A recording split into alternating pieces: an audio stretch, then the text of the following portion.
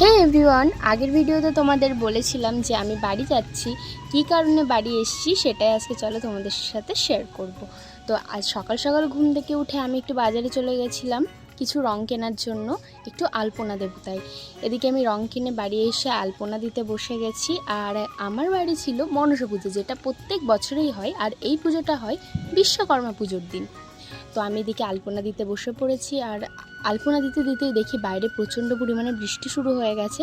তারপরে এদিকে আমার আলপনা দেওয়াও কমপ্লিট হয়ে গেছে। আলপনাটা কেমন হয়েছে অবশ্যই তোমরা কিন্তু কমেন্ট করে জানিও। আর তারপরে অনেকটা বেলা হয়ে গেছিলো, এই জন্য আমি তাড়াতাড়ি রেডি হতে চলে যাই, কারণ পুজোও শুরু হয়ে যাবে। আর আমি এদিকে রেডিও হয়ে যাই। আমি রেডি হয়ে বেরিয়ে দেখি এদিকে রান্নাবান্নাও শুরু হয়ে গেছে। তাড়াতাড়ি আমি পুজোর ওখানে চলে যাই, যেয়ে দেখি ব্রাহ্মণ চলে এসেছে আর আমার মা জেঠিমারা পুজোর কাজ করতে ব্যস্ত।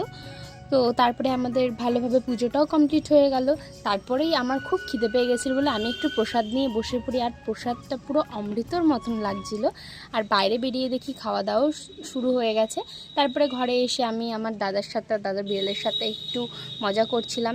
অনেকটা রাত হয়ে গেছিলো বলে আমি একটুখানি অল্প করে খিচুড়ি প্রসাদও নিয়ে নিলাম। আর খিচুড়ি প্রসাদটা খাওয়ার পরেই আমি খুব টায়ার্ড হয়ে গেছিলাম বলে ঘুমাতে চলে যাই। আজকের ভিডিওটা এই অবধি। তোমাদের ভিডিওটা ভালো লেগে থাকলে অবশ্যই লাইক করে আমার পাশে থাকো। টাটা।